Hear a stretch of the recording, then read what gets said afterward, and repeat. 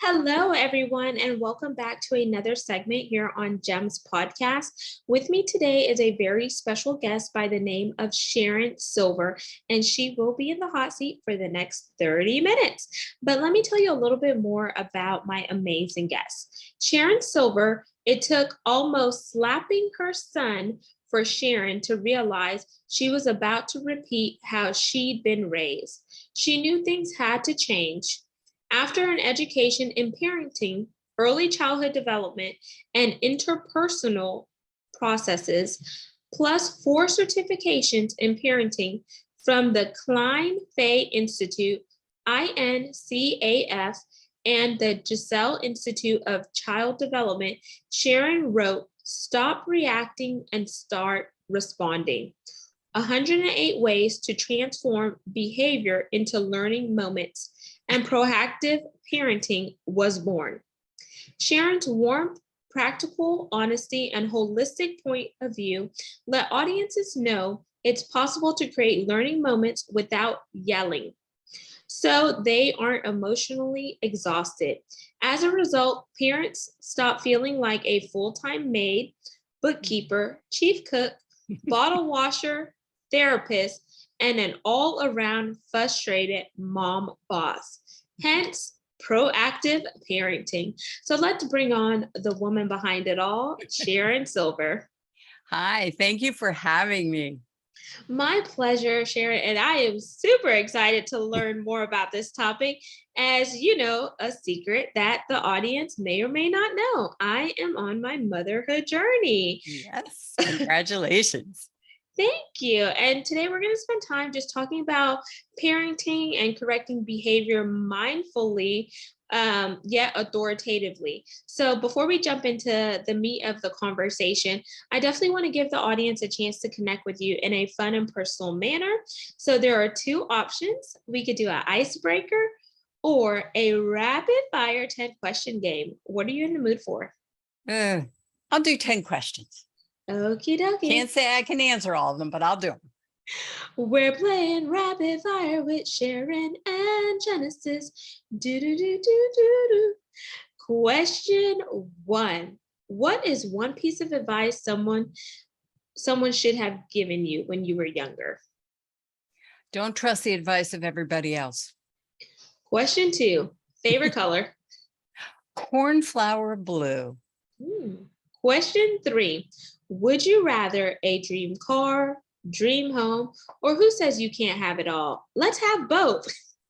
Let's have both. Question 4: you get 3 random acts of kindness per day that you are supposed to do. What are your 3 random acts for today? Telling somebody that they look beautiful, telling someone who's in love to keep it up, and smiling at a sweet baby. Question 5: what is one struggle you had to overcome in your life that made you the woman you are today? Forgiving my mother. Question 6: if you could have lunch or dinner with any person, past or present, who would it be? Gandhi. Question 7: if you could travel around the world and money was no option, where would you go? Oh my God. It would have to be a world trip. I would probably start in India at the Taj Mahal and eventually get to Italy. And here in the States, I want to go to Antelope Valley. Question 8: with you helping parents be mindful of how they are parenting their children, what's one piece of advice you would give to a new parent? Embrace the sacred pause. Consider silence a phrase. Consider it part of your tool belt and your arsenal. Question 9: if you could have any superpower, what would it be? Invisibility. And question 10, here's the fun question. It's our pass or play question.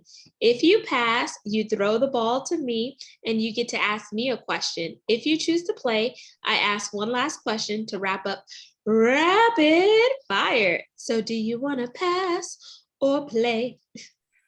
I want to pass. Okie dokie. What's your question? What's your biggest excitement about having a baby? I think right now, just holding the baby and having that first skin to skin contact Oh, and just enjoying the moment because so many other mothers that have been on the show said that's the one thing that they wish they would have been more intentional with because you never get that moment back unless you have another child and each child is different. So that's really lovely. That's really lovely. Yes. and thank you for playing rapid fire. You were go go go. So I love that. So It's really hot here and I'm just sitting here sweating because I have to close the windows. So I'm really hot. oh Go my god. ahead. So let's dive into the work that you are doing now. And then we're gonna really build up because the catalyst was the way that your mom parented you, and you didn't want to be that same parent for your own child. So that was the fuel, I think, just by reading your bio. But correct me if I'm wrong. Okay. Yeah. So, Sharon, do you think just having your mother raise you in a certain manner and you just reflecting on how your mother raised you, and then with you being a mother yourself, you're like, I don't want to raise my child the way Yeah. that my mother raised me because of how you felt? Do you think that was a catalyst to you jumping into the parenting style you chose? Oh, absolutely. I use a saying that you don't want to pass the pain down the chain. And so we have a tendency, and it's something that is really one of my goals to change right now, is this acceptance of the way that we were parented and forgetting all of our trauma bonds as a result of our parenting and then replicating it with another generation, throwing our hands up and saying, I just don't know what else we can do. There's a lot that can be done. And so when I realized that, due to a large event that happened in my life, um, what I realized was it was my job to search for the parenting tools that resonated for me and for my child, and stop relying on what was unconscious and reactive. And so, yes, that was the catalyst for all of this. And when I began this years ago, there were no parent educators. There was no parent education. There was only one person in the entire country that I knew that did this. Wow, that's incredible. And growing up, were you raised in a single parent household or a dual parent household?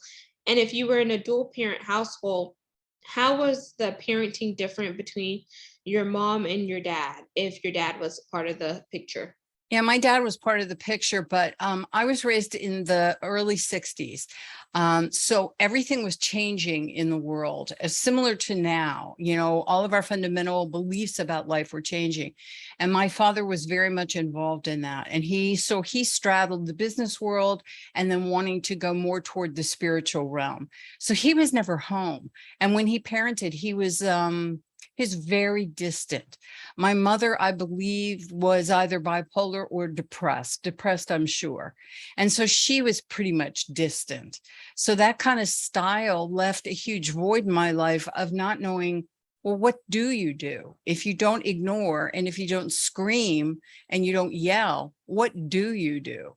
Mhm. And that is really how I found what I needed. And thank you for sharing that because I think a lot of parents could resonate with that because they've hit a period of frustration, especially in the pandemic. We saw a lot of children have complaints of abuse or some form of neglect Yeah, because the parents were forced to stay at home with their children whenever yeah, they were forced to work remotely because the world was shut down. Their kids were home doing right. online classes. Yeah, Some of the parents didn't really know how to educate their kids because the way they were taught math growing up is different than what the teachers are teaching now, and etc. yes, And then the teachers are trying to figure it out because they've never taught in an online space. So everyone was going through some form of dynamics that were changing, and the yes, frustration was just so high. And I feel like sometimes those kids just needed an outlet, but they didn't have an outlet. And so did the parents. So how can we, because the pandemic, even though people think it's over, it's not over, it's still here, but it's just lessened. How can we encourage those parents to really be mindful of how they are interacting with their kids, because their kids, that can affect them, and they can begin to hold those things into their adolescence and their adulthood. And one of my other guests has taught me about ACEs, adverse childhood experiences, which can bottle up in a form of trauma based on if they hear, "Why are you doing this? Stop Right, doing this," right, and just bark, bark, bark, bark, bark. That right, kid becomes to be mentally removed and checked out, because all they hear is the way that you're projecting onto them, and it's right. not coming across in a loving manner. I think the one thing it is so multi-layered what happened in the pandemic and what's still happening. And the first thing I want to say is that I think what started happening was that a reflection was giving back to us about our true dynamic between parent and child, and our trauma bonds and our frustration and our resentment about the life that we've been leading and the busy aspect of it hit us in the face, to the point where we really had to review who we were and what our intention was. And then so did the children, because what they were getting away with in school, how they were choosing to learn, how they were behaving. Now they had free reign. They were in a room with a computer, and oh boy, all the brakes were off. So I think that really what you're looking at is what is it, your goal? What is it you're bringing? The first thing because it's a short interview, what I want parents to know is ask yourself the big question. What am I bringing to this moment? What part is my 50%? And what part is the child's 50%? Because assuming that it's all the child's fault is going to put you in that position where you are short, cryptic, angry, and resentful. But when you realize that you share in that moment, you have the opportunity to back up and be more global about this. You can walk in, put your hands on your child's shoulders to get his attention mindfully before you begin speaking.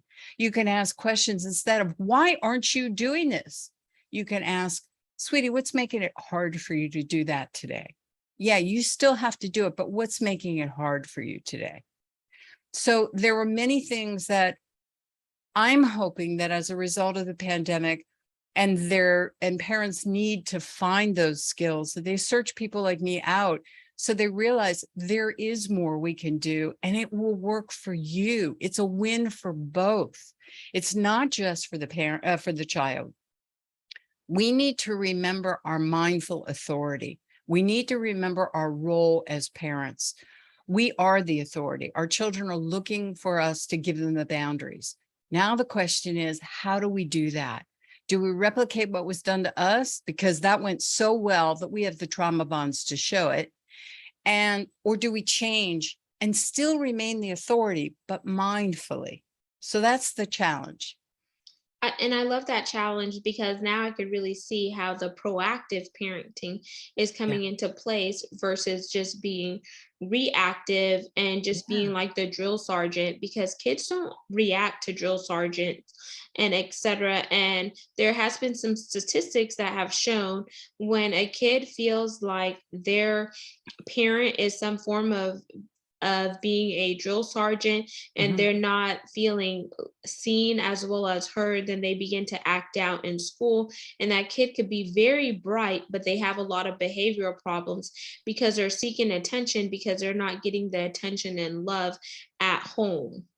Yeah, I like to break. I mean, my goal is I'm a reader, and so I'm a theoretical junkie, and I will consume anything about parenting and interpersonal relationships that's out there. But I don't want parents to have to do that. So my job has always been, and I've been doing this for 30 years. My job has always been to translate that information and bring it down to what I call kindergarten level. And when you do that and you look at a situation where a parent's being a drill sergeant and yelling at a child, what I see is different than what other people will see. I see the child immediately retracts inside themselves when the parent is yelling at them. And what they're doing is that they're trying to protect themselves from the intensity of your yelling. As a result, they go into fight or flight. And as a result, they cannot hear you, they cannot learn. And so that's where their needs are not being met. And that's where they make the misunderstanding based on immature reasoning that this is how it goes and I should do the same thing. So they act up and they begin screaming at you to get their attention needs met. So we have to unwind all of that. And that's my job, to help parents unwind all of that till we get to a calm, mindful place and can really help. So I'm really about the basics. I look at a child and I say, okay, we have a foundation. You're pregnant, you're going to have a baby, and that baby is welcome to the world, never seen it before. Everything is brand new. Every moment is brand new. Didn't know you looked that way when it was daylight. Didn't know you looked that way when it was dark. And that goes on and on and on. And we need to find that foundation and feed that foundation. When we feed that foundation with love and significance and boundaries, we create safety. And that safety living inside their foundation is something they draw on when they need it, when they have to risk doing something they don't want to do, like control themselves or listen to you. I love that. And I love how you talk about the 50-50 because it is a partnership. Yeah. Like 50% is on the parent and then 50% is on the kids, because a parent, you're telling the kid what to do, but then it's up to you to not just set those boundaries, but Yeah. enforce the boundaries. And then the kid's part is to action it respectfully and Yeah. realize that you are their parent, not their friend. Because sometimes I've seen from the outside looking in that there are so many parents Oh, that are yeah. trying to be friends with their kids, and the kid has no respect for their parent or no boundaries. Right. And you may see glimpses of this in the grocery store where the kid is talking back to the parent. The kid is just not listening. The kid is acting out, and the parent feels so embarrassed and mortified. But what have you done at home to condition the kid to feel like that kid has leverage and power over you when Right. you're the actual adult? Right. I mean, in that moment in the grocery store, one of my favorite laboratories, and I always tell people, look, if you see me in the grocery store, I really am shopping. I'm not watching you. Honest, I swear. So when you see those kids in the grocery store, you just really want to say, okay, what could be done here? Because your child has figured out that their emotional resistance has you over a barrel. So it might be something you're doing at home. It might be something that happened at school. You're their safe place, and they're doing what I call emotional vomiting. And it just happens to be playing out in front of the crackers in the grocery store. The question is, are you going to respond to your child in that moment? Or are you going to say silently, embrace that silent, sacred moment and start walking toward the door, leaving your cart, talk to the manager, say, I'll be right back. Please watch that. Pick your child up, grab them by the hand, and go sit outside the store on a bench or the curb. Do not go home. This is one of the biggest mistakes I see. They go, okay, fine, we're just going to go home. And the child goes, yes. So what you want to do is you want to go sit out there and then embrace your sacred pause. Wait about 10 seconds and then say, why are we here? What do you think I'm going to say right now? What do you think you need to do? Are you ready to go back in and try this again? And if he pulls it again, out you go again. And that is how you teach them mindfully. I didn't get upset. I wasn't yelling. I did what I call pulling it through the brain. I asked questions so I could link the logical mind and the emotional mind together so the child could actually respond. If I yelled, I've got an emotional mind, not a logical mind. So, I'm filled with these tips because this is how you navigate daily life. You don't navigate daily life by going, what is that answer? I know it was on page 36. I can't find it fast enough. Will you just be quiet, please? I mean, listen, I love it and I wish it worked that way, but it doesn't. You want reality. You want it in the moment. And that's what proactive parenting is. I love that. I was over here cracking up because no one said there was a playbook for parenting. You're learning as you go and you're figuring it out, because even though you may be a first time parent, you're new to it. When you become a parent the second time, you've learned, okay, what worked with that child, but that doesn't mean like what worked with Yes. that child is going to work with the next child. So Oh then my God. you're relearning it. And I've seen it with my nieces and nephews Yeah, because they're very different personalities. They come from the same mom and dad, but right. they have a Well, mind of their own. I tell parents all the time, remember way back when, before computers, when they had pegboards and little plastic things that you'd stick in a hole and you'd make a picture? Well, your family system is just like that. So you have mom and dad and you have the first child. They have their holes. They have their position in the family. When the second child comes, he can't be a replication of the first child. He has to be unique, he has to find his own way. So he plugs himself in a different hole. That means your parenting style is all different. My kids are just so different and just so much the same. It's enough to make you nuts. Oh my gosh. And I can't even imagine those who have like more than two, I know. because then it's like you're juggling. I had Yes. this incredible podcast guest, similar to yourself, Sharon, and she had 9 kids, and she just told me it gets easier after 4. And she's like, I've had vaginal births, I've had cesareans, and I've had home births. And she's like, what is it that you want to know? And she's like, Exactly. It's like, I'm an open book. What do you need to know? I mean, my favorite TV show as a child was The Waltons because they had so many children and it was so respectful. I mean, strip away all the schmoozy, hallmarky stuff, but the idea of family, that was not the family I grew up with. That was not what was modeled for me. Nobody was that kind. Nobody was that involved, but that was what I wanted. And I feel like I've been parenting since I was 3 years old, and that's a story for another time, but it's always been a pull on me. And so I have always longed for family. And the best gift that I can say is my children are full grown adults. One of them is married now. And I ask them on a regular basis until they finally ask me to stop. Tell me what I did wrong. Tell me how I can fix it. How did I screw up? Please tell me. And their report back to me, and they're genuine because I'm really pushing them, is Mom, we had a great childhood. Look at the relationship that we have. And I think back and I go, okay, then I met my goal. I didn't do it perfectly. And yes, I did yell. And yes, I did punish until I found other ways. But I didn't pass the pain down the chain. And that is something I can be proud of. I love that. And let's talk about not passing the pain down the chain. And you should definitely put that on a t-shirt. And then at the back, proactive parenting 101. You just made my husband very happy.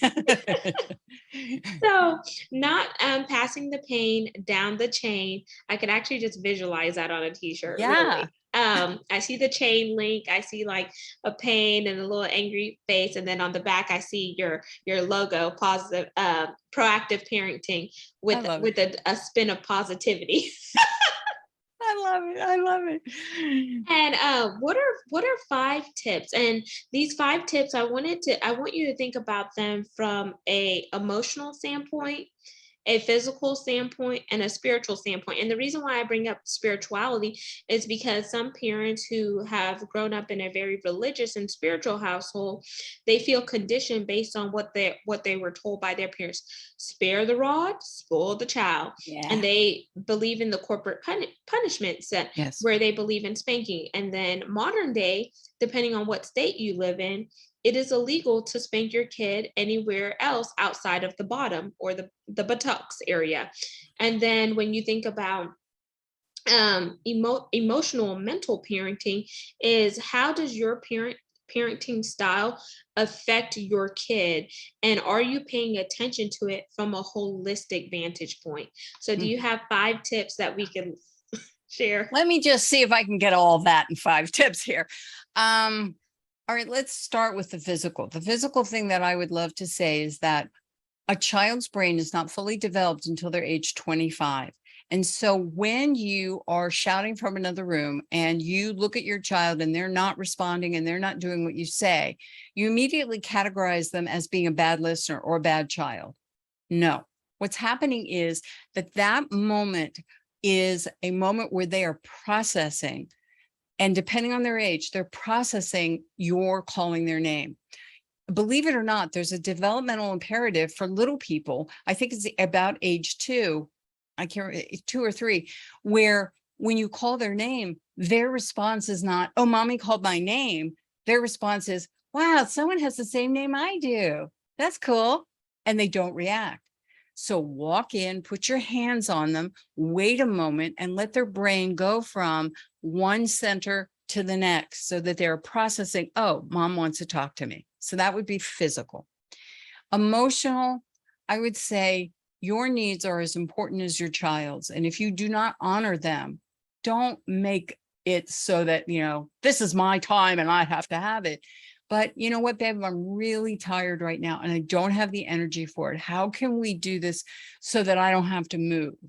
So by you honoring your needs emotionally and being calm about it, you're showing your child how to do the same thing. You are modeling. They're watching everything you do. And what you'll experience when you have your baby is that they've been watching your face since birth. They can't speak, so they know your face far better than you do. And I have had my children sit there and point at me across the way and say, I know that face. I know that look. And I'm like, yes, you do. Now shut up. No. So emotionally, you want to really trust that your child has that emotional feedback, and those red flags are things you want to pay attention to. Spiritually, your child is a human being in a pint-sized body. Please respect that. Please talk to them as such. Please do not diminish them. Please recognize that this person has a life to live and you're part of that contribution. And how you fill their foundation is what they're going to be pulling from for the rest of their lives. So look at your own trauma bonds. What would you have rather had happen? And give your child that. I love those, and thank you for giving those powerful tips. And it is a way that we can course correct and change the Yeah. things that we wish we could have had power and control Yeah. of when we were a child. So now that you're a parent, don't make the same mistakes. Yeah. And also don't walk around with unforgiveness, because maybe your parents didn't have someone to give them a good representation of what parenting should or shouldn't look like. And they were just trying to figure it out. So have grace and mercy for yourself and realize that it's not always going to be perfect, but as Right. long as you're making progress over perfection, then you could always fine tune it later on. Yeah, And I think as everything is an opportunity. And so if you look and frame it that way for yourself, who's the opportunity for in this moment? Absolutely. And then whenever you realize that you screw things up and muck up, go to your child and Yeah. apologize. Like, when my dad was alive, I really appreciated when my dad apologized to me whenever he realized that he did something that was wrong, Yeah. but it took him some time to process. Yeah. And by golly gee, I wish he were here. It will be 2 years this November since he passed Oh, from medical negligence. But I like I I really, really think back and I said, everything that my parents did for me, what my dad did and what my mom did, even though their parenting styles were different, yeah. I'm who I am because of them. Yeah. And even though everything was not prim and rosy, it made me the woman that I am today. And I could Absolutely. refine who I am along the way, because life is a journey. Yes. So, Sharon, I want to jump into the call to action part of the segment. What Okay. is your call to action for our audience today? Well, I have two actually. One is something that anybody can have right away. And our gift when you come to proactive parenting is an opt-in gift, because it's about choices. Because the bottom line is that when we give choices to children, a lot of parents don't realize that the child sees it as a yes or no. In other words, they grab the power. They're being given a choice, and the parent isn't really quite sure how to frame the choice so it reflects the rules and boundaries. So it's one of those things where you give a choice and you go, pick A, don't pick B, don't pick B. Okay. And so you've handed all your power over to a 3-year-old. What I wanted to do was show you how to frame a choice that envelops your rules and boundaries and still empowers your child to give you listening and cooperation. So there's 30 examples. It's a great download, and you can get that at proactiveparenting.net. And if you like these things, in about a week, we have a new seminar coming out, and I'm looking over here so I can get it right. It's 4 secrets to getting kids to listen, act respectfully, and do what you ask so you don't have to yell or argue. And that is filled with all kinds of things like I talked about today. And that'll be ready in about a week. Amazing, Sharon. And what I will do is link your website, and all of the information is on your website, which is proactiveparenting.net. Once again, audience, correct? Yes, And then are all your social media channels backlinked on your website as well? they will be. So They're up there. They're definitely up there. We have just done a complete rebranding. So every time I talk to someone, they ask me a question, I'm like, give me 5 minutes. question, where do you hang out primarily on social media? Facebook, I have to say. And yeah, let's just not go there. Amazing. And Sharon, thank you so much for coming into the community and sharing your knowledge around proactive parenting and doing it with a positive spin and just really enjoying it too. Audience, this recording is on 40 plus platforms, so there is a spot for everyone to listen. You could also see the video on our YouTube channel by going to GEMS, GEMS, with Genesis Amaris Kemp. And lastly, but not least, we want to thank you for supporting the guests that we bring into the community, as well as the mission, which is to bring content that is educational, inspirational, and motivational, while we also bridge the gap for diversity, equity, inclusion, and belonging, because it does take all of us coming together to really engage in transparent conversations and make this world a better place. We are ranked in the top 2% globally out of 2.8 million podcasts. And I thank each one of you for supporting on a consistent basis. And that brings me to a big ask. And ask and you shall receive, right? So we are looking for brand sponsors. Spaces are limited, but if you want to have your brand, your products and services heard right here where we're ranked globally in the top 2%, please send me an email to genesisamarisKemp@gmail.com or check out the website, genesisamarisKemp.net, to find out more info. Just click on that podcast tab. Until the next segment, next guest, peace, love, and lots of blessings. Have yourself an amazing day. And remember to give yourself grace and mercy. You can proactively parent without yelling. And no one said parenting was going to be easy. So just give yourself time. And when you feel frustrated, call on Sharon Silver because she can help you.